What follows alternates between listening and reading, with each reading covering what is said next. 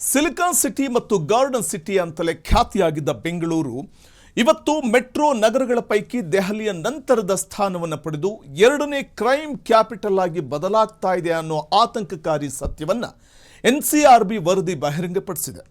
ರಾಷ್ಟ್ರೀಯ ಅಪರಾಧ ದಾಖಲಾತಿ ಬ್ಯೂರೋದ ಲೇಟೆಸ್ಟ್ ಅಂಕಿಅಂಶಗಳ ಪ್ರಕಾರ ರಾಜಧಾನಿಯಲ್ಲಿ ಕೇವಲ ಒಂದೇ ವರ್ಷದಲ್ಲಿ ಬರೋಬ್ಬರಿ 176 ಕೊಲೆ ಪ್ರಕರಣಗಳು ದಾಖಲಾಗುವ ಮೂಲಕ ಇಡೀ ನಗರವೇ ಬೆಚ್ಚಿ ಬೀಳುವಂತಾಗಿದೆ.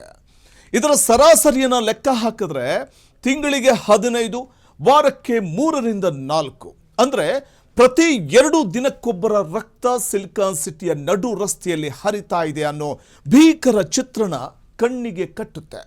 ರಾಷ್ಟ್ರೀಯ ಸರಾಸರಿಗಿಂತಲೂ ಬೆಂಗಳೂರಿನ ಕೊಲೆ ಪ್ರಮಾಣ ಪ್ರತಿ ಲಕ್ಷ ಜನಸಂಖ್ಯೆಗೆ 2.1ರಷ್ಟಿದ್ದು ಮುಂಬೈನ 0.6 ಮತ್ತು ಕೋಲ್ಕತ್ತಾದ 0.4ಗೆ ಹೋಲಿಸಿದರೆ ಇಲ್ಲಿನ ಕಾನೂನು ಸುವ್ಯವಸ್ಥೆ ಹದಗೆಡ್ತಾ ಇರುವುದಕ್ಕೆ ಇದು ಸ್ಪಷ್ಟ ಸಾಕ್ಷಿಯಾಗಿದೆ.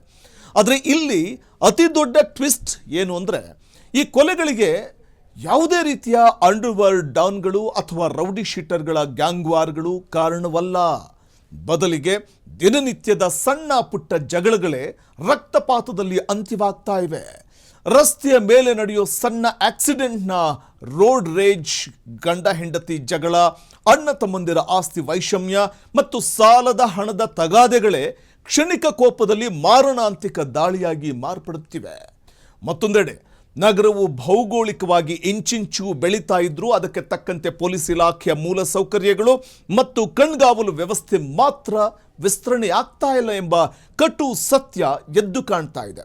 ಪ್ರಮುಖವಾಗಿ ಐಟಿ ಕಂಪನಿಗಳು ಹಾಗೂ ಅಪಾರ್ಟ್ಮೆಂಟ್ಗಳು ಹೆಚ್ಚಾಗಿರುವ ಹೊರವಲಯದ ಪ್ರದೇಶಗಳಲ್ಲಿ ಸಿಸಿಟಿವಿಗಳ ಕೊರತೆ, ಸರಿಯಾದ ಬೀದಿ ದೀಪಗಳು ಇಲ್ಲದೇ ಇರೋದು ಮತ್ತು ಎಮರ್ಜೆನ್ಸಿ ರೆಸ್ಪಾನ್ಸ್ ವಿಳಂಬವಾಗ್ತಾ ಇರೋದು ಅಪರಾಧಿಗಳಿಗೆ ಸುಲಭವಾಗಿ ಆಶ್ರಯವನ್ನು ನೀಡ್ತಾ ಇದೆ.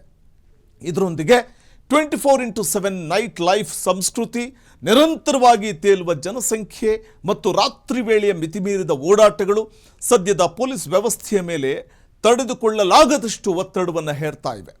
ಪ್ರತಿ ವರ್ಷ ಲಕ್ಷಾಂತರ ಅಂತಾರಾಷ್ಟ್ರೀಯ ಐಟಿ ಉದ್ಯೋಗಿಗಳು ಹಾಗೂ ವಿದ್ಯಾರ್ಥಿಗಳನ್ನು ಆಕರ್ಷಿಸುವ ಬೆಂಗಳೂರಿನ ಜಾಗತಿಕ ಇಮೇಜ್ಗೆ ಈ ಅಪರಾಧಗಳ ಸರಣಿ ದೊಡ್ಡ ಧಕ್ಕೆ ತರಬಹುದು ಅಂತ ತಜ್ಞರು ಎಚ್ಚರಿಸಿದ್ದಾರೆ. ಇಷ್ಟೆಲ್ಲ ರಕ್ತ ಚರಿತ್ರೆ ಸೃಷ್ಟಿಯಾಗ್ತಾ ಇದ್ರು ಈಗಲಾದರೂ ಸರ್ಕಾರ ಮತ್ತು ಪೊಲೀಸ್ ಇಲಾಖೆ ಕಟ್ಟುನಿಟ್ಟಿನ ಕ್ರಮ ಕೈಗೊಂಡು ಸಿಲಿಕಾನ್ ಸಿಟಿಯಲ್ಲಿ ಶಾಂತಿ ಕಾಪಾಡುತ್ತಾ ಹಾಗೂ ಈ ಕೊಲೆ ಪ್ರಕರಣಗಳಿಗೆ ಅಥವಾ ಈ ಸರಣಿಗೆ ಬ್ರೇಕ್ ಹಾಕುತ್ತಾ ಅನ್ನೋದನ್ನು ಕಾದು ನೋಡಬೇಕಿದೆ.